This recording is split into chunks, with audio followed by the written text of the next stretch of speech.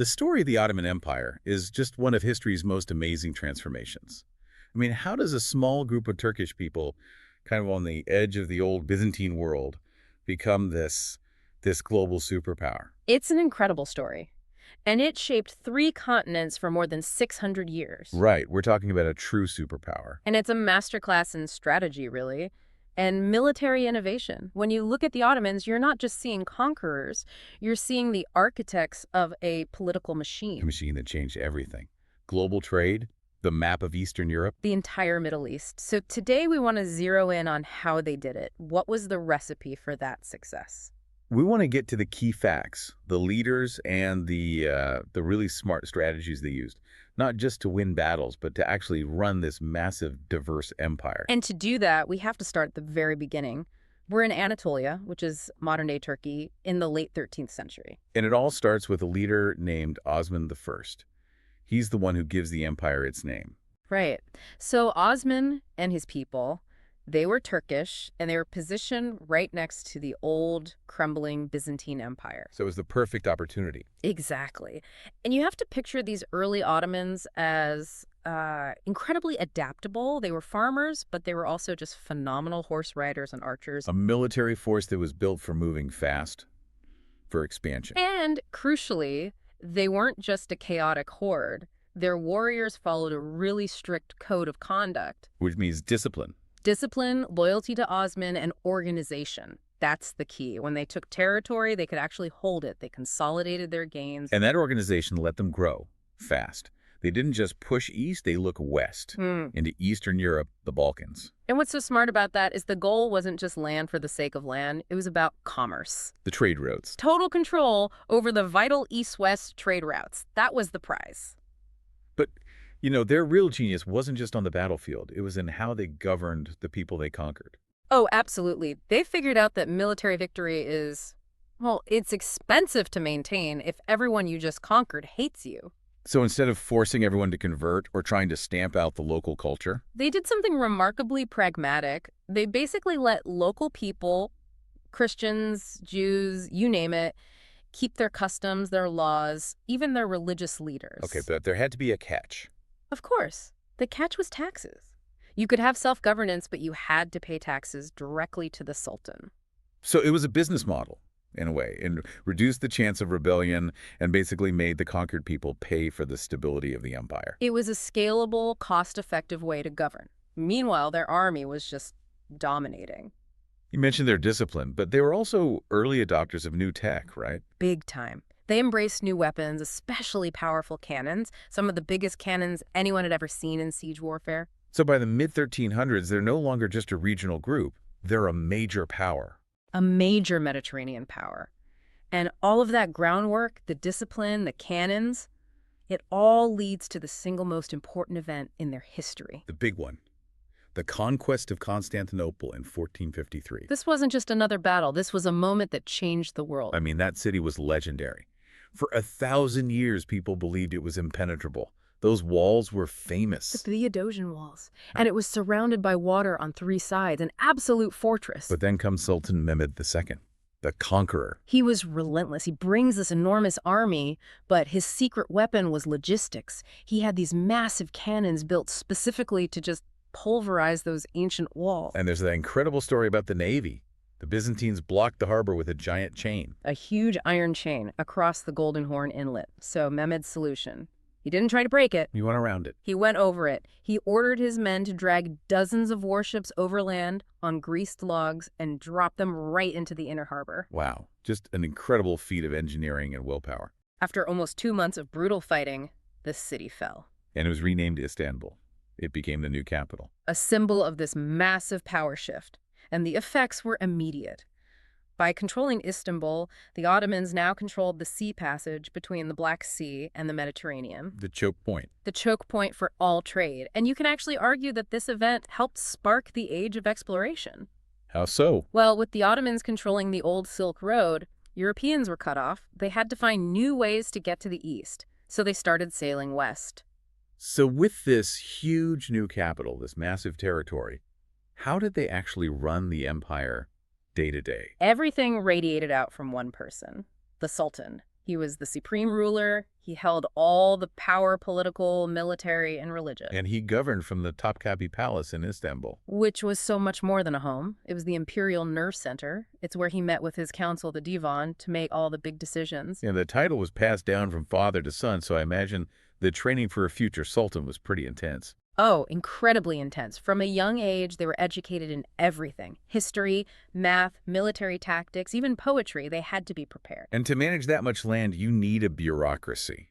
A really, really organized one. Revolutionary for its time, really. The top official was the Grand Vizier.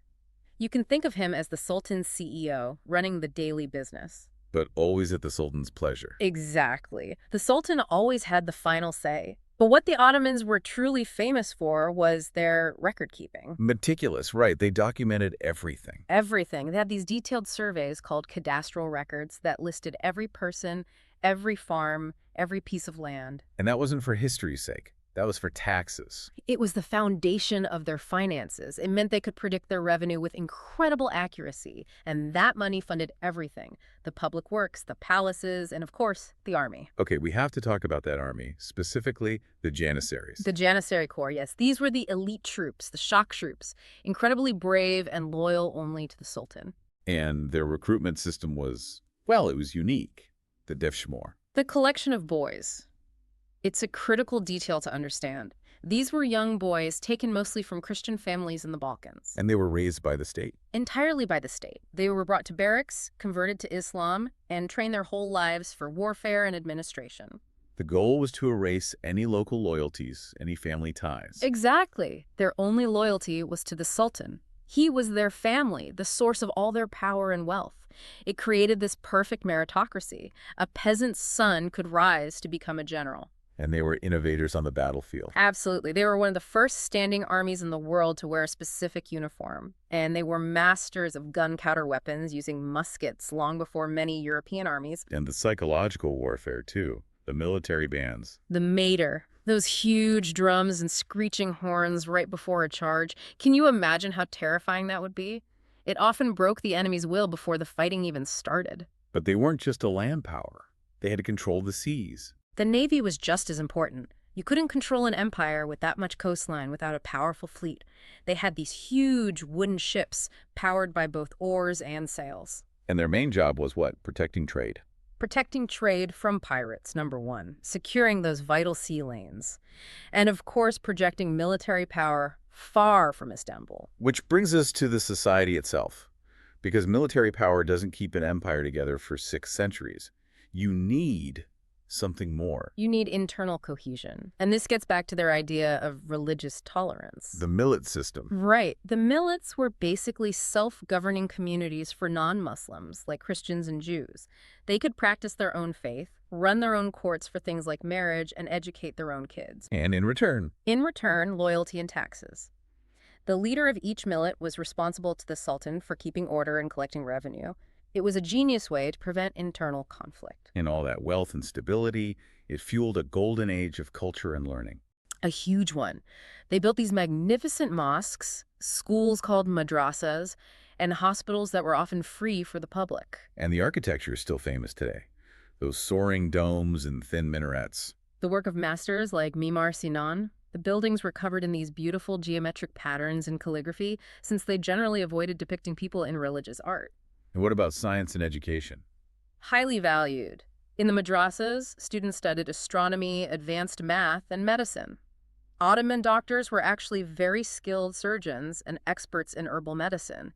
Their map-making was also top tier, which fed right back into their naval dominance. So let's tie this all back to the money, the economic engine. It all comes down to geography. They controlled the land bridge between Europe and Asia. So they were the essential middleman for all trade. Exactly. If you were a merchant carrying silk or spices or tea to Europe, you had to go through them and you had to pay taxes. And they built infrastructure to support all that trade. A massive network of inns called caravanserais. These are like huge, safe rest stops for traders and their animals, protecting them from bandits. They also had a standardized currency, which made everything much easier. And what were the cities like? Busy, lively places. The center of everything was the bazaar, the huge central market where you could find anything. And daily life was supported by some pretty impressive public works. Absolutely. They had public baths, the hammam, which were centers for hygiene and socializing. And they built these incredible aqueducts, long stone bridges, to carry fresh water into the cities for fountains and baths, a real sign of a thriving society. So all of this, the army, the government, the trade, it all comes to a peak under one ruler. The Golden Age. And that happens under Sultan Suleiman the Magnificent. He's the one who expanded the empire to its absolute largest size. He did. During his reign, the empire stretched across 3 continents, Europe, Asia, and North Africa. He was a brilliant military commander, but also a great legislator. They called him Kanuni, the lawgiver. And under Suleiman, the arts and culture just exploded. The empire was at its wealthiest. Istanbul became the undisputed jewel of the world. That golden age is really the ultimate proof of their organizational genius. It was built on those foundations we talked about. Disciplined soldiers, centralized power, and strategic economic control. Their influence shaped the world for centuries to come. So the rise of the Ottoman Empire wasn't just a series of military wins. It was really a combination of military innovation, controlling global trade, and a government structure that was advanced enough to manage a huge, diverse population for hundreds of years. So as you look at a map of the world today, think about this. How much do the modern borders and the politics of Eastern Europe, the Middle East, and North Africa still reflect that massive territory that was once ruled from Istanbul? See you next time.